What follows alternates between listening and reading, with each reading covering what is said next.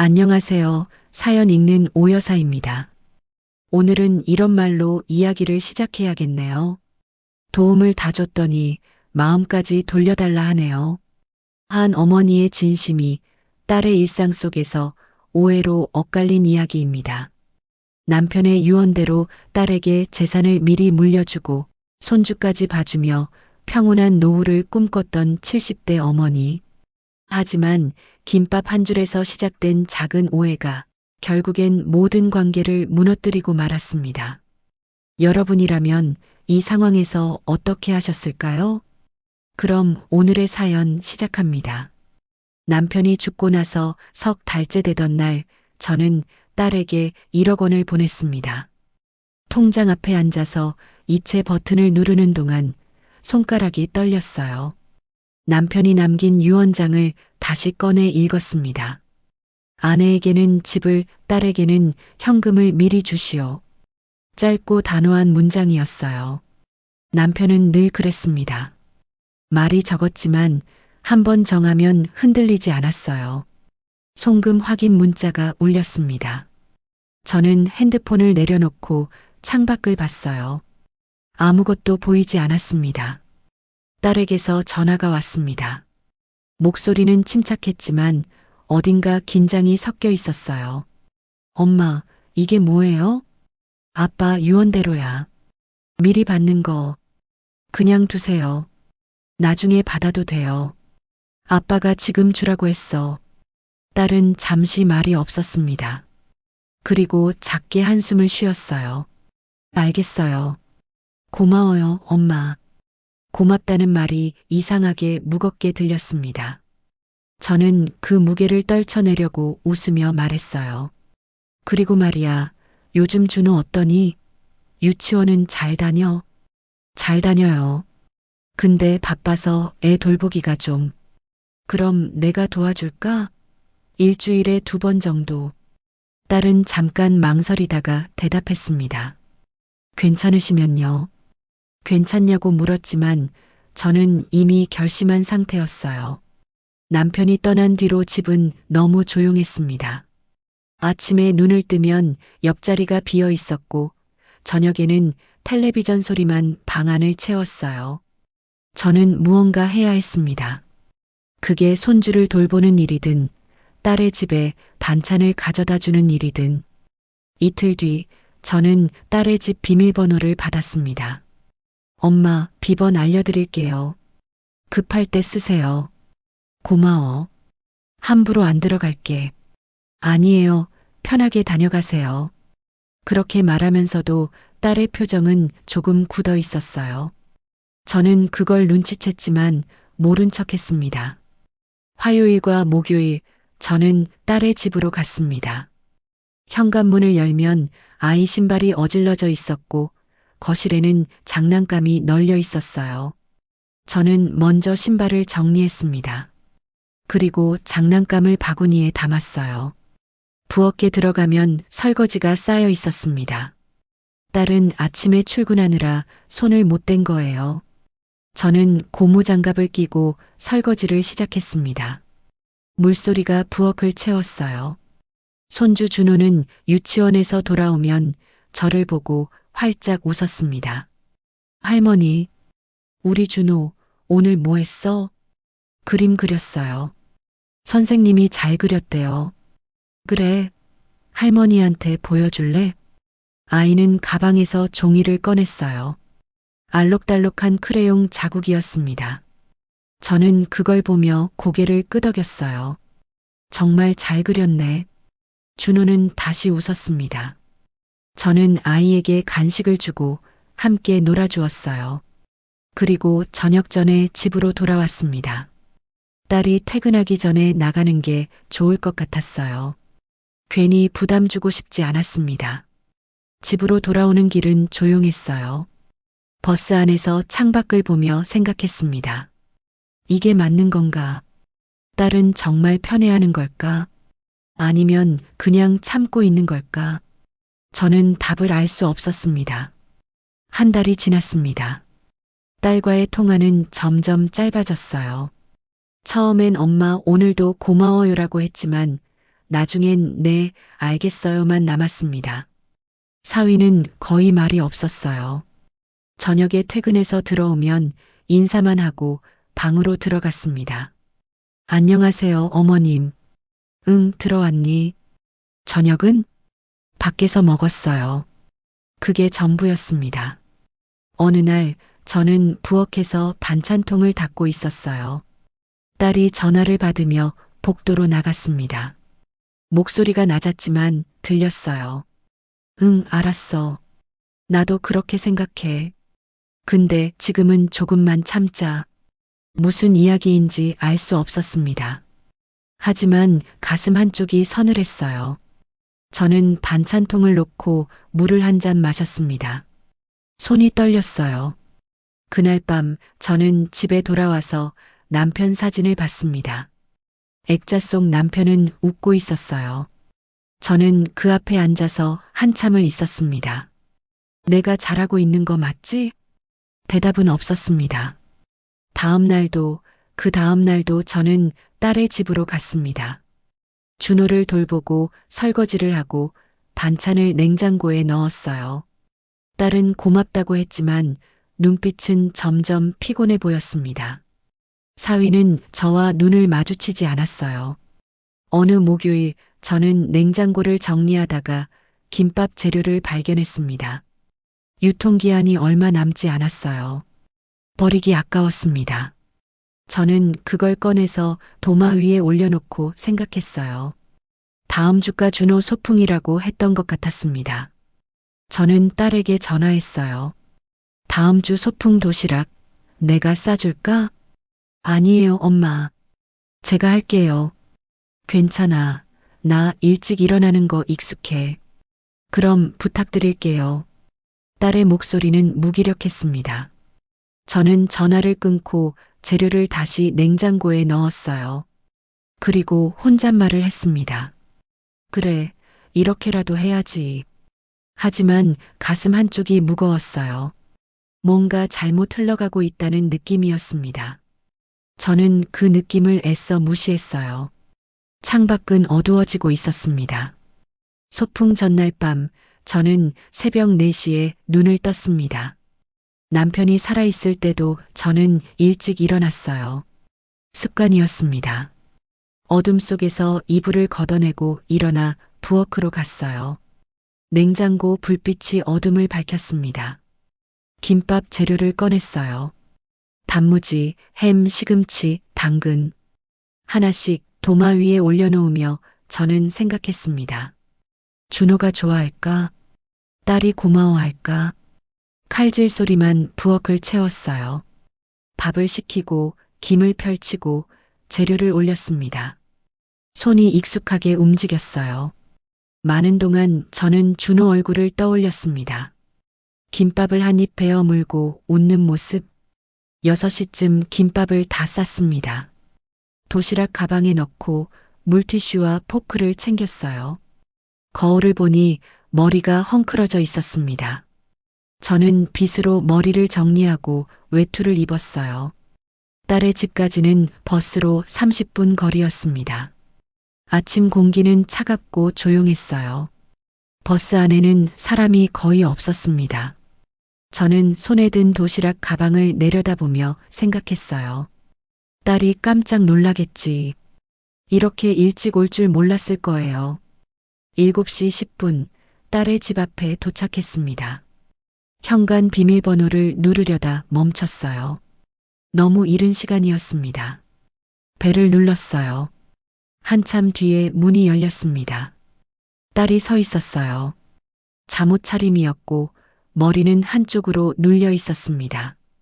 눈이 부은 것 같았어요. 엄마, 김밥 싸왔어. 준호 소풍 도시락. 딸은 제 손에 든 가방을 봤습니다. 표정이 굳었어요. 엄마, 준비하지 말라고 했잖아요. 언제? 지난주에 전화로. 저는 기억이 나지 않았습니다. 그랬나? 어쨌든 다 만들었어. 버리긴 아깝잖아. 딸은 한숨을 쉬었어요. 작은 한숨이었지만 저는 들었습니다. 들어오세요. 딸이 비켜섰고 저는 안으로 들어갔어요. 거실은 어두웠습니다. 아직 준호도 사위도 나오지 않았어요.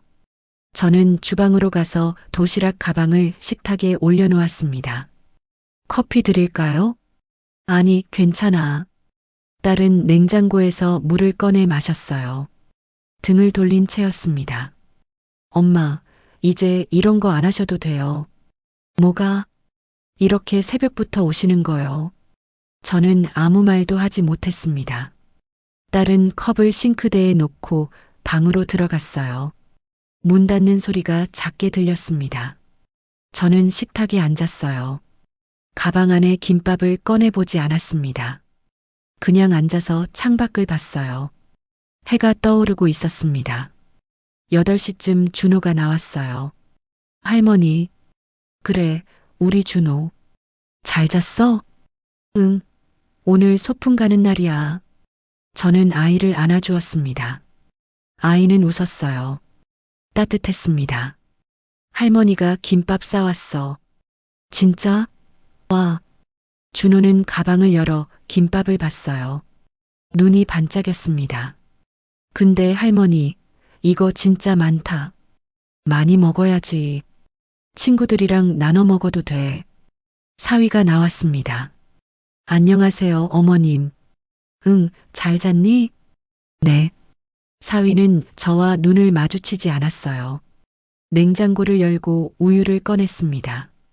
그리고 한 모금 마시고 다시 냉장고에 넣었어요. 저 출근해야 해서요. 먼저 갈게요. 그래, 다녀와. 사위는 준호 머리를 쓰다듬고 현관으로 갔습니다. 구두 신는 소리, 문 닫는 소리. 저는 다시 혼자였어요. 딸이 나왔습니다. 옷을 갈아입은 상태였어요. 준호야, 이제 갈 준비해. 응. 준호는 방으로 뛰어들어갔어요. 딸은 가방을 정리하며 말했습니다. 엄마, 오늘은 제가 준호 데려다 줄게요. 일찍 가셔도 돼요. 아, 그래? 네. 저는 일어섰습니다. 가방을 들었어요. 그럼 나갈게. 네, 조심히 가세요. 딸은 고개를 들지 않았습니다. 저는 현관문을 열고 나왔어요. 문 닫는 순간 뒤에서 준호 목소리가 들렸습니다. 할머니, 안녕. 저는 대답하지 못했습니다. 문이 이미 닫혀 있었어요. 집으로 돌아오는 버스 안에서 저는 창밖을 봤습니다. 아무 생각도 나지 않았어요. 사흘 뒤 딸에게서 전화가 왔습니다.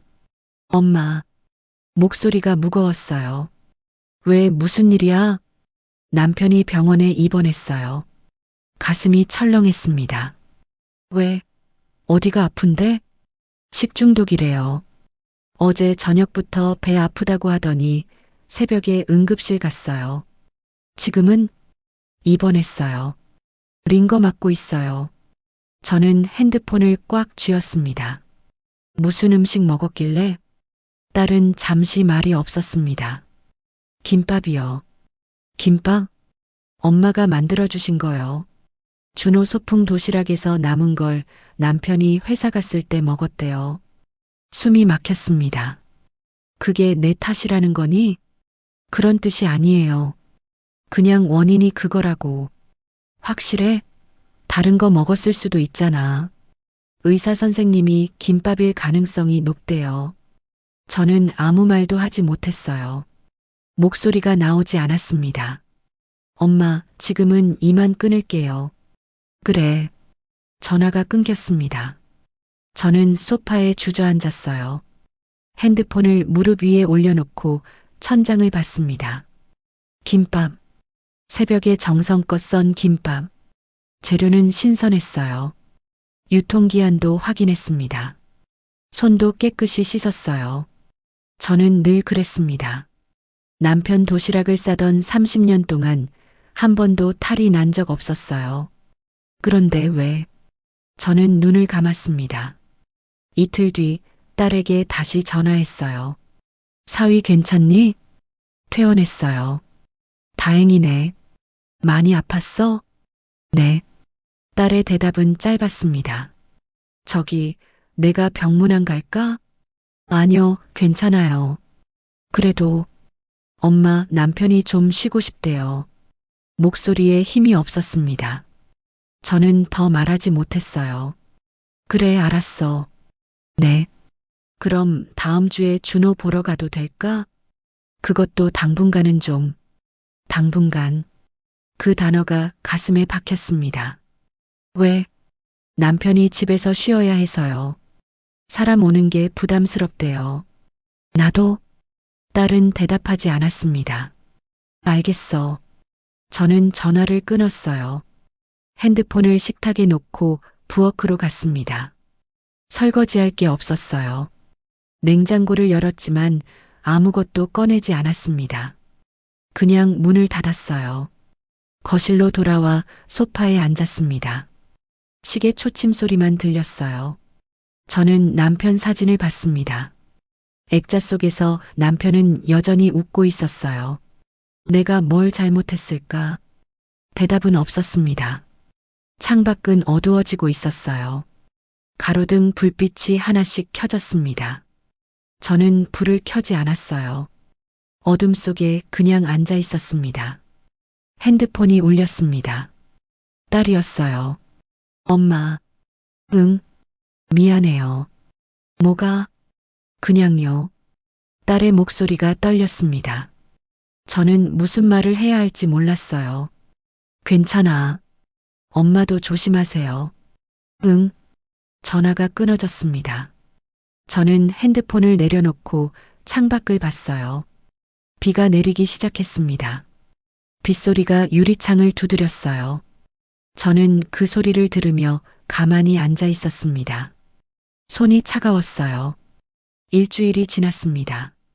딸에게서 연락이 없었어요. 저도 전화하지 않았습니다. 핸드폰을 들었다가 다시 내려놓기를 반복했어요. 무슨 말을 해야 할지 몰랐습니다. 목요일 아침 딸에게서 문자가 왔어요. 엄마, 오늘 준호 봐주실 수 있어요? 급한 회의가 생겼어요. 저는 핸드폰을 한참 들여다봤습니다. 그래. 짧게 답했어요. 1시간 뒤 저는 딸의 집 앞에 서 있었습니다. 비밀번호를 눌렀어요. 빨간 불이 들어왔습니다. 틀렸다는 뜻이었어요. 다시 눌렀습니다. 또 빨간 불. 저는 딸에게 전화했어요. 비밀번호가 안 되는데. 아, 바꿨어요. 잠깐만요. 딸이 새 번호를 알려줬습니다. 왜 바꿨어? 보안 때문에요. 그래. 전화를 끊고 새 번호를 눌렀어요. 문이 열렸습니다. 현관에 들어서는데 뭔가 달랐어요. 분위기가, 공기가, 준호가 거실에서 놀고 있었습니다. 할머니, 그래, 준호. 오늘 뭐하고 놀까? 블록 쌓을래? 아이는 웃었어요. 저도 웃었습니다. 저는 외투를 벗고 부엌으로 갔어요. 설거지가 쌓여 있었습니다. 늘 그랬어요. 저는 고무장갑을 꺼냈습니다. 물소리가 부엌을 채웠어요. 그런데 이상했습니다. 냉장고 위에 메모지가 붙어 있었어요. 설거지는 안 하셔도 됩니다. 딸의 글씨였습니다. 저는 손을 멈췄어요. 거품이 손에서 떨어졌습니다. 안 해도 된다니. 저는 메모지를 떼어냈어요. 구겨서 쓰레기통에 버렸습니다. 그리고 설거지를 끝냈어요. 점심때가 됐습니다. 냉장고를 열었어요. 반찬이 몇 개 있었지만 아이가 먹기엔 부족해 보였습니다. 저는 계란을 꺼내 프라이를 했어요. 밥을 데우고 김을 구웠습니다. 준호가 식탁에 앉았어요. 할머니, 배고파? 그래, 금방 줄게. 밥을 떠서 아이 앞에 놓았습니다. 준호는 숟가락을 들었어요. 그때 핸드폰이 바닥에 떨어졌습니다. 아! 준호가 숟가락을 놓고 핸드폰을 주우려 했어요. 저는 말렸습니다. 가만히 있어. 제가 주웠어요. 화면이 깨져 있었습니다. 이게 뭐야? 할머니, 미안해요. 미안하면 다야? 이거 비싼 건데. 목소리가 높아졌어요. 저도 모르게 준호의 눈에 눈물이 고였습니다. 할머니, 울지 마. 우는 게 해결책이야? 아이는 고개를 숙였어요. 저는 핸드폰을 식탁에 놓고 심호흡을 했습니다. 손이 떨렸어요. 그냥 밥 먹어. 준호는 울먹이며 밥을 먹었습니다. 저는 부엌으로 가서 물을 마셨어요. 컵을 놓는 손이 떨렸습니다. 뭐 하는 거지, 나? 오후 4시쯤 딸이 돌아왔습니다. 현관문이 열리는 소리, 구두 벗는 소리. 엄마 다녀왔어요. 딸이 거실로 들어왔어요. 표정이 피곤해 보였습니다. 응. 저는 가방을 챙기고 있었어요. 딸이 준호를 봤습니다. 준호야, 오늘 뭐 했어? 준호는 대답하지 않았어요. 고개를 숙인 채였습니다. 딸이 제게로 고개를 돌렸어요. 무슨 일 있었어요? 핸드폰 떨어뜨렸어. 화면 깨졌고. 그래서요? 그래서 혼냈지. 딸의 표정이 굳었습니다. 엄마, 준호 아직 애예요. 알아. 그래도 조심해야지. 애들은 원래 그래요. 실수할 수 있어요. 그래도 버릇은 잡아야지. 딸이 한숨을 쉬었어요. 길게. 엄마, 이러지 마세요. 뭘? 이렇게 간섭하지 마세요. 간섭. 그 단어가 귓가에 맴돌았습니다. 난 도와주려고 한 건데. 도와주는 게 아니라 부담이에요. 딸의 목소리가 떨렸어요. 매일 설거지하고 반찬 만들고 애 혼내고. 저는 그런 거 원하지 않았어요. 그럼 뭘 원했는데? 그냥 가끔 봐주기만 하면 됐어요. 그것만. 저는 아무 말도 하지 못했습니다. 딸이 눈을 감았어요. 엄마, 저도 힘들어요. 회사 일도 많고 애 키우는 것도 힘들고. 근데 엄마까지 신경 쓰려니까 더 힘들어요. 나까지? 그런 뜻이 아니고. 아니, 맞는 말이야. 나도 짐이지. 딸이 고개를 저었어요. 엄마, 그런 게 아니라. 됐어. 저는 가방을 들었습니다. 잠시 거리 두자. 너도 쉬고, 나도 쉬고. 딸이 입술을 깨물었어요. 알겠어요. 저는 현관으로 갔습니다. 구두를 신으며 뒤를 돌아봤어요. 준호가 소파에 앉아서 저를 보고 있었습니다. 눈이 빨갛게 부어 있었어요. 할머니, 잘 있어, 준호. 문을 열고 나왔습니다. 계단을 내려가는데 다리에 힘이 없었어요. 난간을 잡았습니다. 버스 정류장까지 걸어가는 동안 저는 아무 생각도 하지 않으려 했어요. 하지만 딸의 목소리가 계속 들렸습니다. 부담이에요. 엄마까지 신경 쓰려니까. 잠시 거리 두자. 버스에 올라타 창밖을 봤습니다. 사람들이 걷고 있었어요. 다들 바빴습니다. 저만 멈춰 있는 것 같았어요. 집에 도착해서 문을 열었습니다. 어둠이 반겼어요. 불을 켜지 않았습니다. 신발을 벗고 거실로 걸어갔어요. 소파에 앉았습니다. 핸드폰을 꺼냈어요. 깨진 화면을 보며 생각했습니다. 이걸 고쳐야 하나? 아니면 그냥 새로 사야 하나? 웃음이 나왔어요. 쓴웃음이었습니다. 밤이 깊어갔습니다. 저는 남편 사진을 봤어요. 액자를 손에 들고 한참을 들여다봤습니다. 당신 말이 맞았어. 남편은 늘 말했어요. 너무 나서지 마. 애들 일은 애들이 알아서 해. 우리는 우리 인생 살아. 저는 그 말을 듣지 않았습니다.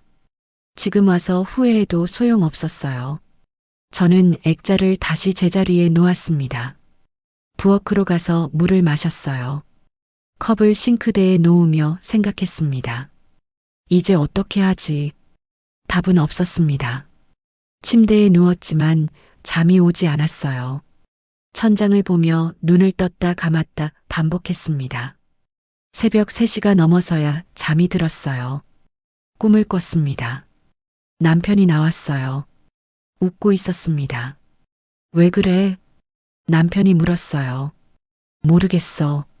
그럼 생각해봐. 생각해도 모르겠어. 남편은 고개를 저었어요. 넌 원래 그래. 눈을 떴습니다. 아침이었어요. 해가 떠 있었습니다. 저는 일어나 세수를 하고 거울을 봤어요. 눈밑이 퀭했습니다. 부엌으로 가서 커피를 끓였어요. 향이 퍼졌습니다. 커피를 마시며 창밖을 봤어요. 사람들이 출근하고 있었습니다. 아이들이 학교에 가고 있었어요. 세상은 돌아가고 있었습니다. 저만 멈춰 있었어요. 핸드폰을 들었습니다. 통화 목록을 봤어요. 딸의 이름이 맨 위에 있었습니다. 전화를 걸까 생각했어요. 그런데 무슨 말을 하지? 미안하다고? 왜? 내가 뭘 잘못했는데? 저는 핸드폰을 내려놓았습니다. 그리고 생각했어요. 1억. 남편이 남긴 돈. 유언대로 딸에게 준 돈. 그 돈이 계속 머릿속을 맴돌았습니다. 저는 통장을 꺼냈어요. 잔고를 확인했습니다. 남은 돈이 있었지만 많지 않았어요. 생각이 꼬리를 물었습니다. 만약 그 돈을 돌려받으면 관계도 돌아올까? 아니면 더 망가질까? 저는 통장을 덮었습니다. 그리고 결심했어요. 전화를 걸었습니다. 벨이 울렸어요. 한 번, 두 번, 세 번. 딸이 받지 않았습니다. 문자를 보냈어요. 전화 좀 받아봐. 답장이 없었습니다. 저는 핸드폰을 식탁에 놓고 의자에 앉았어요. 시계 소리만 들렸습니다. 저는 결심했습니다. 돈을 돌려받겠다고. 그게 맞는 건지 아닌 건지 몰랐어요. 하지만 다른 방법이 없었습니다. 사흘이 지났습니다. 딸에게서 연락이 없었어요. 저도 다시 전화하지 않았습니다. 매일 아침 핸드폰을 확인했어요. 문자도 부재중 전화도 없었습니다. 저는 통장을 꺼내 다시 봤어요. 잔고를 확인했습니다. 남은 돈으로 몇 년을 살 수 있을지 계산했어요. 병원비가 들면 모자랄 것 같았습니다. 목요일 오후 저는 전화를 걸었습니다. 벨이 울렸어요. 이번엔 받았습니다. 엄마. 딸의 목소리는 차가웠어요. 응? 무슨 일이세요? 할 말이 있어서. 말씀하세요. 저는 심호흡을 했습니다. 그 돈. 네. 아빠가 너한테 준 1억. 돌려줘. 침묵이 흘렀어요. 길고 무거운 침묵. 지금 뭐라고 하신 거예요? 돌려달라고. 다시 필요해졌어. 왜요? 이유가 중요해. 내 돈이잖아. 딸이 숨을 들이쉬는 소리가 들렸습니다. 엄마, 그거 증여받은 거예요. 아빠 유언대로. 알아. 그래도 돌려받을 수 있어. 법적으로는. 법? 이게 법 문제야? 목소리가 높아졌어요. 저도 모르게. 엄마, 진정하세요. 난 진정하고 있어. 그냥 내 돈 돌려달라는 거야. 딸이 한숨을 쉬었습니다. 정말 필요하세요? 그래. 얼마나요? 전부. 전부요? 1억 다. 또 침묵이 왔어요. 알겠어요. 딸의 목소리가 떨렸습니다. 돌려드릴게요. 언제? 오늘 중으로요. 그래. 저는 전화를 끊었습니다. 핸드폰을 식탁에 놓고 의자에 앉았어요. 손이 떨렸습니다. 뭘 한 거지, 나? 시간이 흘렀습니다. 저녁 6시쯤 문자가 왔어요. 송금했습니다. 딸이었습니다. 저는 은행 앱을 열었어요. 잔고를 확인했습니다. 1억 원이 들어와 있었어요. 숫자를 보며 저는 멍하니 앉아 있었습니다. 이게 맞나? 답은 없었습니다. 1시간 뒤 또 문자가 왔어요. 이번엔 사위였습니다. 어머님, 추가로 2천만 원 보냅니다. 그동안 신세 진 것에 대한 감사의 마음입니다. 통장을 다시 확인했어요. 2천만 원이 들어와 있었습니다. 가슴이 답답했어요. 숨이 막혔습니다. 저는 사위에게 전화를 걸었어요. 3번 울리고 받았습니다. 어머님, 이게 뭐야? 말씀드린 대로입니다. 난 이거 원하지 않았어. 그래도 받으셔야죠. 저희가 드리고 싶은 겁니다. 난 싫어. 다시 가져가. 어머님, 사위의 목소리가 낮아졌어요. 이제 됐습니다. 우리 각자 살아요. 뭐, 어머님도 저희도 편하게 사는 게 맞는 것 같아요. 그게 무슨, 연락은 당분간 안 하겠습니다. 서로 시간이 필요할 것 같아서요. 잠깐만. 전화가 끊어졌습니다. 저는 핸드폰을 쥔 채 멍하니 앉아 있었어요. 각자 산다. 그 말이 귓가에 맴돌았습니다. 밤이 됐습니다. 저는 불을 켜지 않았어요. 어둠 속에 앉아서 창밖을 봤습니다. 가로등 불빛만 보였어요. 통장을 다시 꺼냈습니다. 잔고를 봤어요. 1억 2천만 원. 많은 돈이었습니다. 하지만 아무 의미가 없었어요. 저는 통장을 덮고 책상 서랍에 넣었습니다. 그리고 남편 사진을 봤어요. 내가 뭘 한 거야? 남편은 대답하지 않았습니다. 저는 액자를 안고 소파에 누웠어요. 눈물이 났습니다. 소리 없이 울었어요. 다음 날 아침 저는 딸에게 전화를 걸었습니다. 받지 않았어요. 문자를 보냈습니다. 미안해. 어제 내가 너무 심했어. 답장이 없었습니다. 1시간 뒤 다시 문자를 보냈어요. 준호 보고 싶어. 한 번만 봐도 될까? 여전히 답이 없었습니다. 저는 핸드폰을 들고 소파에 앉아 있었어요. 시계만 째깍거렸습니다. 점심때가 됐지만 밥을 먹지 않았어요. 배가 고프지 않았습니다. 오후 3시쯤 딸에게서 문자가 왔어요. 엄마, 이제 그만해요. 우린 각자 사는 게 맞아요. 가슴이 무너졌습니다. 왜? 내가 뭘 그렇게 잘못했어? 답장이 왔어요.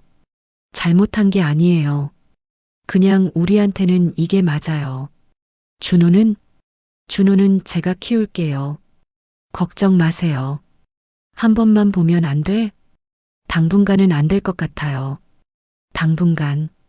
그 단어가 또 나왔습니다. 당분간이 얼마나 되는데? 답이 없었어요. 저는 다시 문자를 보냈습니다. 돈 다시 가져가. 난 그거 필요 없어. 아니에요. 엄마 쓰세요. 난 싫어. 너희가 가져. 엄마. 딸의 문자가 왔어요. 다 돌려드렸으니까 이제 끝이에요. 더 이상 연락하지 마세요. 끝. 그 단어가 화면에 박혔습니다. 저는 핸드폰을 바닥에 내려놓았어요. 손에 힘이 없었습니다. 그날 밤 저는 딸의 집 앞에 갔습니다. 버스를 타고 30분을 갔어요. 익숙한 길이었습니다. 아파트 앞에 섰습니다. 불빛이 켜져 있었어요. 딸의 집. 저는 올라가지 못했습니다. 현관 비밀번호가 바뀌었을 거예요. 들어가도 문을 열어주지 않을 겁니다. 그냥 서서 창문을 봤어요. 준호가 보였습니다. 거실에서 놀고 있었어요. 딸도 보였어요. 부엌에 서 있었습니다. 사위는 보이지 않았습니다. 저는 한참을 서 있었어요. 다리가 아팠지만 움직이지 않았습니다. 준호가 웃었어요. 창문 너머로 웃음소리는 들리지 않았지만 표정으로 알 수 있었습니다. 저는 돌아섰습니다. 버스 정류장으로 걸어가며 뒤를 돌아봤어요. 불빛이 점점 멀어졌습니다. 집에 돌아와서 문을 열었어요. 어둠이 저를 맞았습니다. 불을 켰습니다. 거실이 환해졌어요. 하지만 여전히 어두웠습니다. 저는 소파에 앉아서 남편 사진을 봤어요. 내가 다 망쳤어. 남편은 웃고 있었습니다. 미안해. 저는 액자를 안았어요. 그리고 울었습니다. 이번엔 소리내어 울었어요.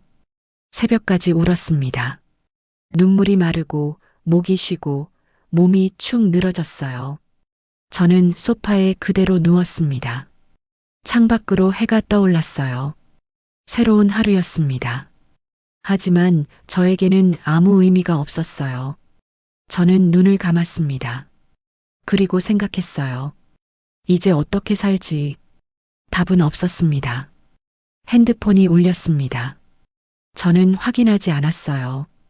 그냥 눈을 감은 채로 있었습니다. 벨소리가 멈췄어요. 다시 정적이 찾아왔습니다. 저는 그 정적 속에 가만히 있었어요. 움직이지 않았습니다. 시간이 흘렀습니다. 얼마나 지났는지 몰랐어요. 해가 지고 어둠이 왔습니다. 저는 여전히 소파에 누워 있었어요. 남편 사진을 아는 채로 미안해. 그 말만 반복했습니다. 정말 미안해.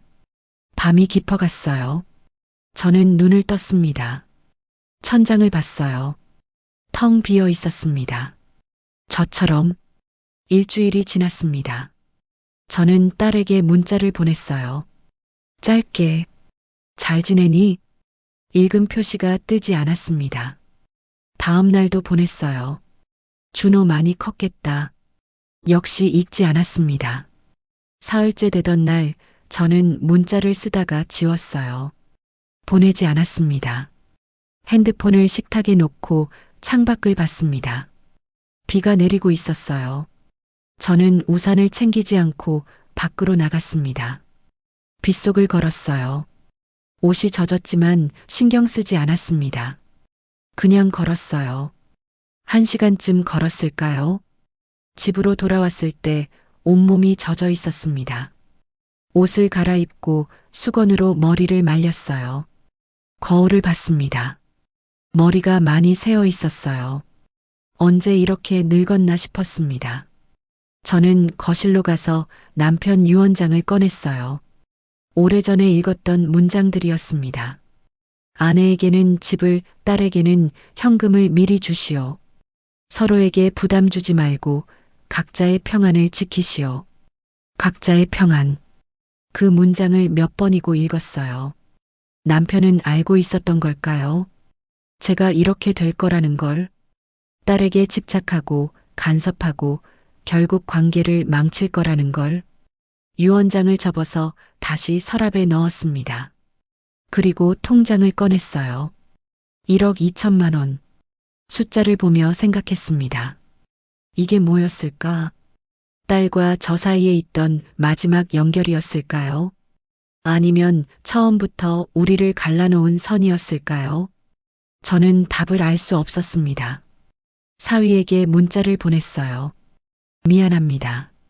제가 너무 심했어요. 전송 버튼을 눌렀습니다. 읽은 표시가 뜨지 않았어요. 하루가 지나고 이틀이 지나도 저는 더 이상 문자를 보내지 않았습니다.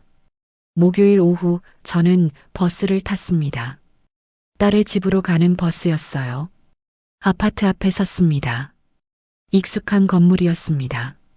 입구로 들어가려다 멈췄어요. 들어가면 뭐라고 말하지? 준비한 말이 없었습니다. 저는 그냥 서 있었어요. 1시간쯤 지났을 때 딸이 나왔습니다. 준호 손을 잡고 있었어요. 유치원에 데려다 주는 길인 것 같았습니다. 저는 기둥 뒤로 몸을 숨겼어요. 딸과 준호가 지나갔습니다. 준호는 웃고 있었어요. 딸도 웃었습니다. 저는 그 모습을 보며 서 있었어요. 그들이 모퉁이를 돌아 사라질 때까지 저는 아파트를 나왔습니다. 버스 정류장으로 걸어가며 생각했어요. 저게 맞는 거겠지. 딸은 저 없이도 잘 살고 있었습니다. 준호도 행복해 보였어요. 저만 필요했던 건 저였습니다. 집에 돌아와서 편지를 썼어요.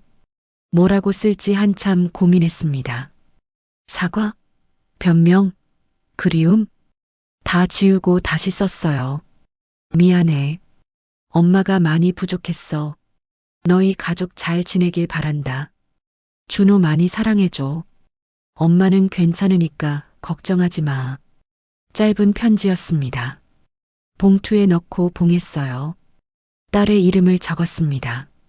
다음 날 저는 다시 딸의 집으로 갔습니다. 우편함에 편지를 넣었어요. 그리고 돌아섰습니다. 뒤돌아보지 않았어요. 집으로 가는 길 저는 하늘을 봤습니다.